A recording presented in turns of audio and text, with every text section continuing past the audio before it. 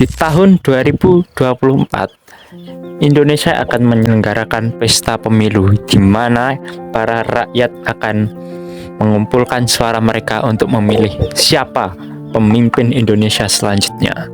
Menurut Mas Ilham, siapakah yang paling cocok? Mengingat kondisi perekonomian global yang tidak menentu, kondisi geopolitik global yang juga memanas, serta mungkin masalah di dalam negeri sendiri seperti masalah perekonomian dan inflasi yang sekarang masih terus memburuk. Ya, terima kasih Mas Rian.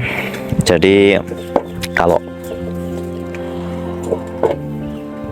menjawab tentang siapa pemimpin yang paling tepat untuk memimpin Indonesia dalam 5 tahun ke depan nanti, dan insya Allah nanti akan, kalau terpilih lagi, 10 tahun ke depan lagi.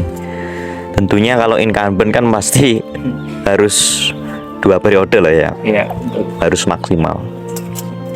Jadi di antara 3 calon presiden ada Ganjar Pranowo ya, terus ada Prabowo Subianto, dan ada Anies Rashid Baswedan. Memang benar di berbagai lembaga survei itu Bapak Anies Rashid Baswedan itu paling rendah dalam segi survei loh ya. Iya. Itu saya baca-baca itu 1.200 responden.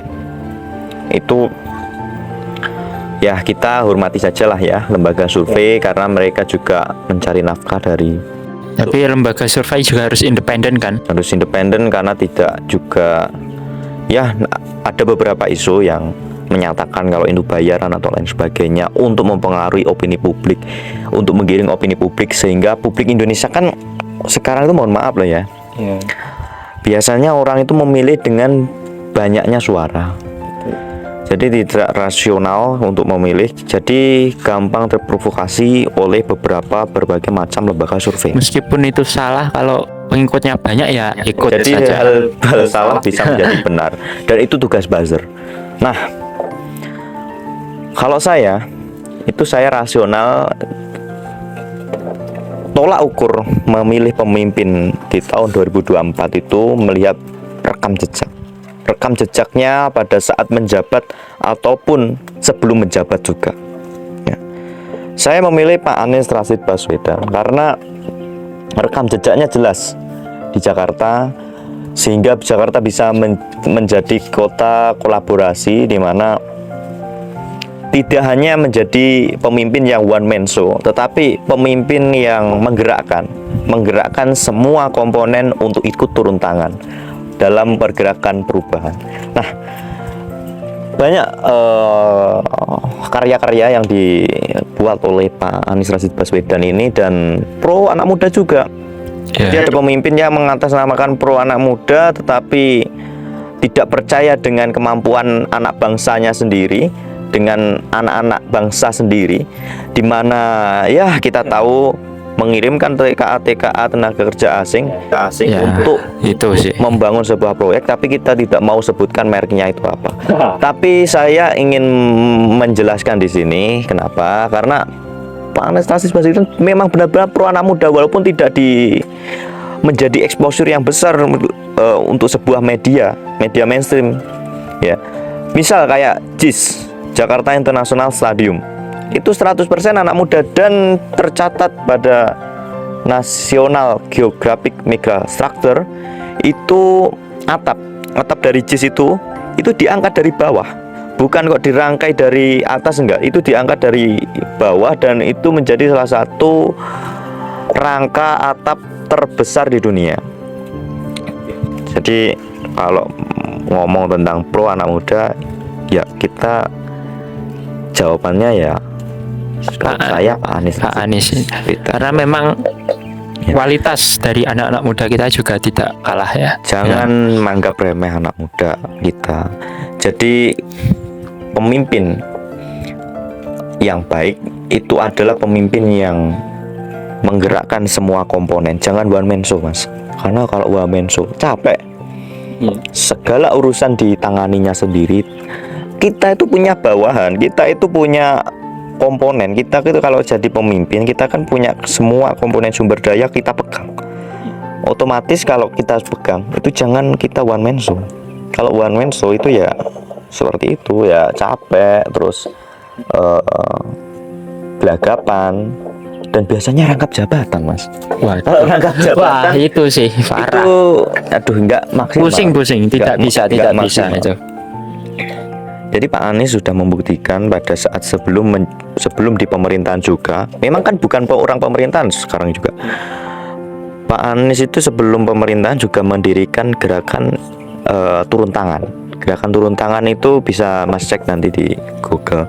Gerakan turun tangan itu memang kan Pak Anies latar belakangnya orang pendidikannya. Ya, dulunya juga pernah menjabat jadi menteri ya. Menteri, sebelum menteri rektor termuda di Universitas Paramadina. Bahkan ada meme yang menyatakan dosen jadi presiden, guru jadi presiden. Itu kan ya, iya, luar benar. biasa sekali, tidak ada yang tidak mungkin. Tapi kita sebagai pendukung Pak Anies, pendukung yang paling nothing tulus, ya, nothing tulus, maksudnya tanpa beban, tanpa gimana ya, mati-matian membela suatu pendukung, itu ya pendukungnya Pak Anies. Karena menang atau kalah nggak mikir. Kalau kalah ya syukuri saja lagi. Kalau menang ya alhamdulillah gitu. Jadi nothing tulus dan dengan modal yang paling sedikit ya pendukungnya Pak Anies. Karena Pak Anies bukan orang siapa-siapa, bukan orang dari incumbent. Karena kan yang kita lawan kan orang incumbent. Ya, orang partai semua. Iya, orang partai dari Prabowo Subianto juga orang incumbent karena orang pemerintahan Menhan. Ganjar Pranowo karena memang PDI yang berkuasa kan ya tetap aja tetap punya modal ya. besar juga. Dan ya Pak Anies kan selalu menekankan tentang prinsip gagasan, narasi, karya ya. Jadi sebelum ada karya harus ada gagasan, dan gagasan itu harus dinarasikan. Terus ada karya harus dinarasikan juga. Gini, ini kita kan berbicara tentang ilmu. Pak Anies itu selalu kalau membuat kebijakan itu acuannya adalah ilmu gitu, scientific. Jadi pernah ada sumur resapan nih lo ya. Oh iya, itu Sumur resapan itu sebenarnya ada scientificnya daripada gorong-gorong yang dialirkan ke laut. Jadi gini, kenapa Pak Anies kok membuat suatu kebijakan sumur resapan itu? Walaupun ya banyak ya pro kontra mengadai gitu. banyak yang pro kontra. Sumur resapan itu, air itu kan memang harusnya ke tanah. Harus jalur tanah, tidak boleh dibuang ke laut. Nah, permukaan tanah di Jakarta itu kan terus menerus tahun bertahun itu kan ya, mengalami penurunan, dan Jakarta itu sebenarnya adalah rawa. Betul sekali. Nah, kenapa kok diadakan sumur resapan? Agar mencegah penurunan itu semakin masif. Makanya kalau ada gorong-gorong di air hujan dialirkan ke laut, itu akan mengalami penurunan dan erosi di dalam. Iya. Dan itu sangat berbahaya juga, dan itu akan menyebabkan banjir yang berkepanjangan juga. Karena warga Jakarta itu mengambil air dari dalam tanah, dan tentunya itu juga bisa membuat permukaan tanah menjadi turun jika tidak segera diatasi.